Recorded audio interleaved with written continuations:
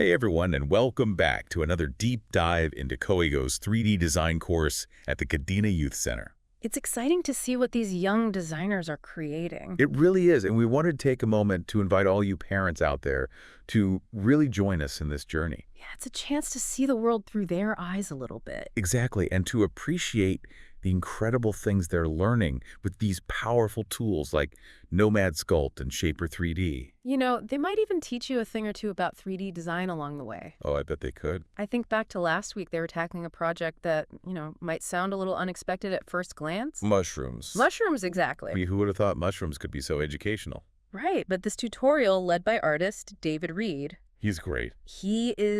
He's phenomenal at breaking down these complex concepts into bite-sized pieces for young learners. Yeah, and it all starts with those basic shapes, Mm-hmm. the building blocks of 3D design. Cylinder spheres. And that's how they began building their mushrooms. The stem starts as a cylinder, then they add a sphere for the cap. And then another sphere for that little underbelly. You know where the gills are? Oh, right. Yeah. And speaking of gills, they use that symmetry tool to create the curve of the mushroom cap. Symmetry is such a powerful tool in 3D design. And nature, too. Absolutely. It's everywhere, and it's not just about saving time by mirroring edits. Which is a huge plus, let's be honest. Definitely. But it also reinforces this fundamental design principle, creating balance and visual harmony. Right, like you see a wonky mushroom in real life, and you're like, something's off about that. Exactly. Symmetry just feels right. It's pleasing to the eye. Okay, so they've got their basic mushroom shape. Mm-hmm. They've used symmetry to create those nice curves, but it's not quite there yet. It needs that organic touch, the little imperfections that make it feel real. Like those little bumps and dips you see on a real mushroom. Precisely, and that's where the move tool comes in. Oh yeah, they got to play around with tweaking individual points. Moving them just slightly to give it that more natural feel. And that's such a great lesson too, because it's not about striving for perfect digital precision.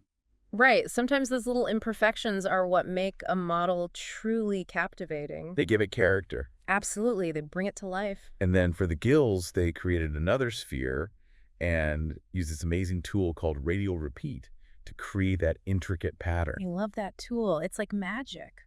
It is. You take a simple shape and boom, you've got this complex structure. And that's radial symmetry in action, a concept that will come up again and again in this course. Oh yeah, we'll see it with those tetrapods they're working on this week. It's a powerful tool for creating both organic and man-made forms. So they've built their mushroom, they've got those lovely gills now. Well, now it's time to merge all those separate elements together. Into one solid model. Exactly, and then they smooth out any rough edges. And finally, the finishing touch, adding texture. It's fascinating to see how they learn the importance of the order of operations. Like you don't just jump into texturing right away. Nope. First you build a strong foundation, then you add the details on top. Which is a great lesson that applies to so much more than just 3D design. Absolutely. It's about thinking through the process planning ahead. So while they might have started with this humble little mushroom, they've actually gained a solid grasp of some really essential 3D design concepts. and they're having fun doing it. That's the best part, seeing their creativity blossom. So this week, things got a little more challenging. A little more advanced. Yeah, building on those foundational skills they learned with the mushroom. So they're not just making mushrooms forever.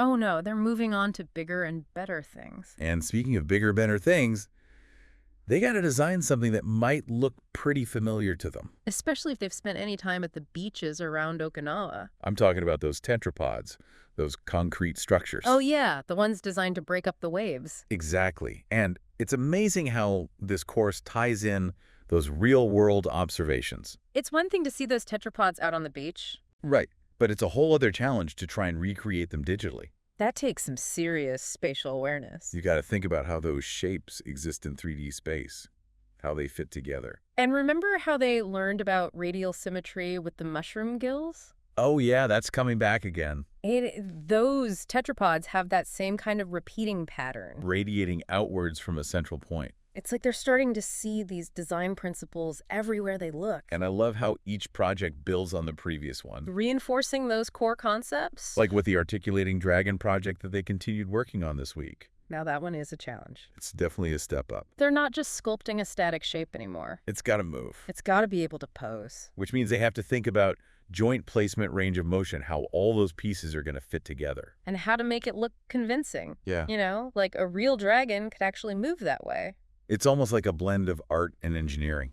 It really is, and it's so cool to see them engage with those engineering concepts in such a creative way. And then, just to mix things up, they also got to work on a project that might seem deceptively simple at first, A snowman. but not just any snowman. Oh, no, this one had style. A top hat, A scarf. maybe even some buttons. And, even though a snowman might seem basic, Yeah, like a kid's first 3D model. designing those accessories, that's where the real challenge comes in. They're not just copying a pre-existing shape. They're using their imagination to create something unique. And that's such an important skill for any aspiring designer. To be able to express their own vision while still working within a set of parameters. So we've got tetrapods connecting them to their local environment, dragons pushing their problem-solving skills, and even snowmen encouraging creative expression. It's amazing to see how they're putting all those skills together. And I'm sure they're having a lot of fun along the way. It's really easy to get caught up in our own busy lives. And sometimes we forget to really engage with what our kids are learning. So here's a challenge for all you parents listening. Something you can try tonight. Ask your kids to teach you about their 3D models. That's right. Let them be the experts. And I don't just mean ask them what it is. Exactly. Go deeper. Ask them how they made it, what tools they used, what were the tricky parts. I bet you'll be amazed at how much they can articulate about their process. Yeah, they might even surprise you with their problem-solving skills. And, even if you don't understand all the technical details, Showing that genuine interest, asking those questions, that can make a world of difference. it shows your kids that you value their learning, that you're curious about their world. And it's a fantastic way to connect with them on a whole new level. And who knows, maybe it'll even spark a new interest for you, You might find yourself downloading Nomad Sculpt or Shaper 3D. just to see what all the fuss is about. Well, that's all the time we have for today's deep dive into KOEIGO's 3D design course. But the learning doesn't stop here. Remember, KOEIGO is always there to provide you with more information about the course and all the amazing things your kids are capable of creating. So don't hesitate to reach out if you have any questions. But most importantly, keep that conversation going at home. Keep exploring, keep creating, and keep those imaginations running wild. Until next time.